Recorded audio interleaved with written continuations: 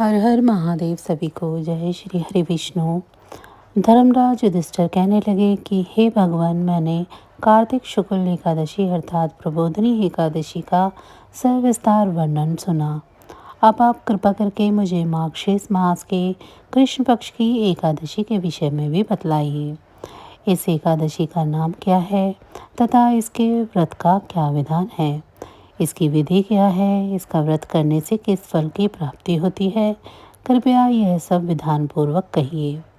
भगवान श्री कृष्ण बोले, मार्गशीर्ष मास के कृष्ण पक्ष में आने वाली इस एकादशी को उत्पन्ना एकादशी कहा जाता है।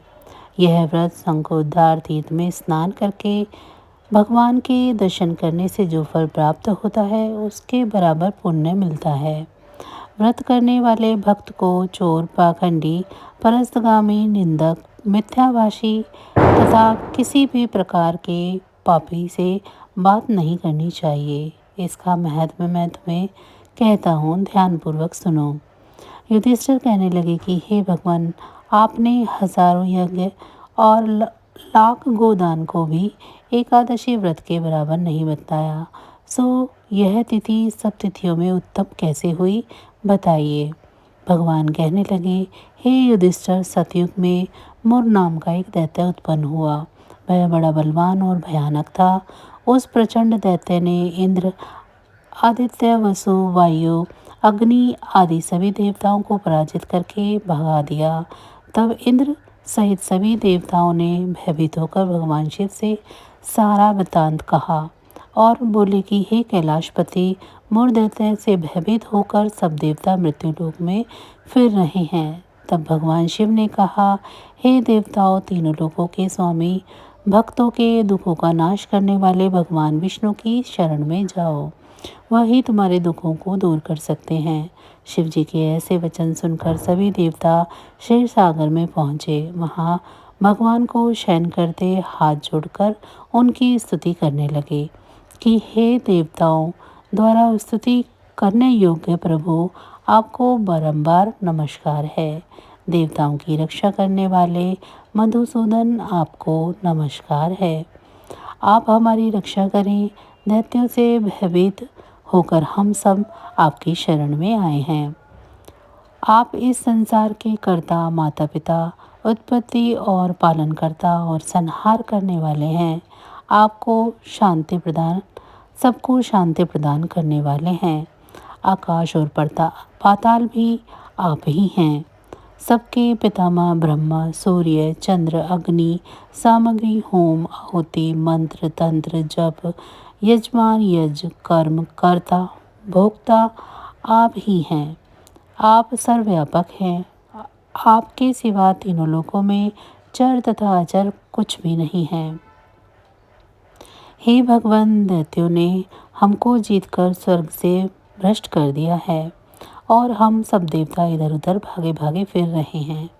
आप उन दैत्यों से हमारी रक्षा करें। इंद्र के ऐसे वचन सुनकर भगवान विष्णु कहने लगे, हे इंद्र, ऐसा मायावी दैत्य कौन है जिसने सब देवताओं को जीत लिया है? उसका नाम क्या है? उसमें कितना बल है और किसके आश्रय में है तथा उसका स्थान कहाँ है? यह सब मुझसे कहो। भगवान के ऐसे वचन सुनकर इंद्र बोले, भगवान, प्राचीन समय में एक नाड़ेजंग नामक राक्षस था।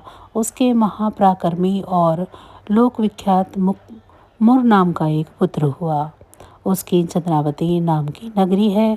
उसी ने सभी देवताओं को स्वर्ग से निकालकर वहां अपना अधिकार जमा लिया है। उसने इंद्र, अग्नि, वरुण, यम, वायु, ईश, चंद्रमा आदि सबको उनके स्थान से निकालकर अधिकार कर लिया है। सूर्य बनकर स्वयं ही प्रकाश करता है, स्वयं ही मेघ बन बैठा है और सबसे अजय है। हे असुर निकंदन, उस दुष्ट को मारकर देवताओं को अजय बनाइए। यह वचन सुनकर भगवान ने कहा, हे देवताओं, मैं शीघ्र ही उसका संहार करूँगा। तुम चंद्रावती नगरी जाओ। इस प्रकार कहकर भगवान सहित सभी देवताओं ने चंद्रावती नगरी की ओर प्रस्थान किया। उस समय जब दैत्य मोर सेना सहित युद्धभूमि में गरज रहा था। उसकी भयानक गर्जना सुनकर सभी देवता भय के मारे चारों दिशाओं में भागने लगे।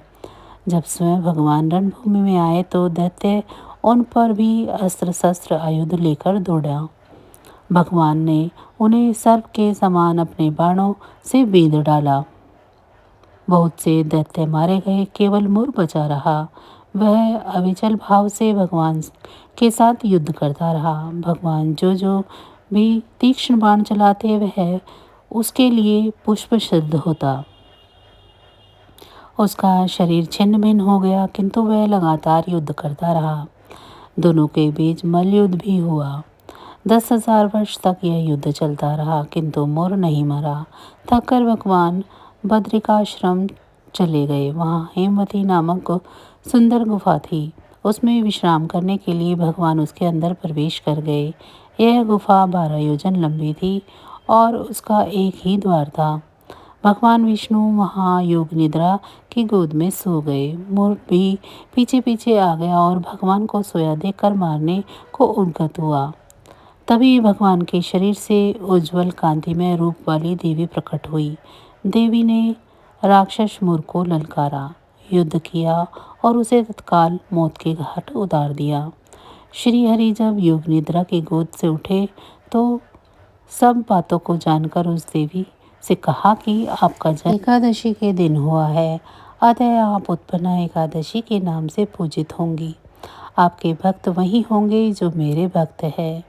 जय श्री हरि। तो बस आज की जानकारी इतनी ही थी। फिर मिलेंगे हम आपको ऐसी ही किसी अन्य जानकारी के साथ अगली वीडियो में। तब तक अगर आपको मेरी ये जानकारी अच्छी लगी है तो वीडियो को लाइक करें। चैनल को अभी तक सब्सक्राइब नहीं किया है तो चैनल को सब्सक्राइब कर लें और कमेंट बॉक्स में जय श्री हरि विष्णु ज़रूर लिखें। इसी के साथ भगवान भोलेनाथ की कृपा दृष्टि आप सभी पर सदैव बनी रहे। आप सभी का बहुत बहुत धन्यवाद।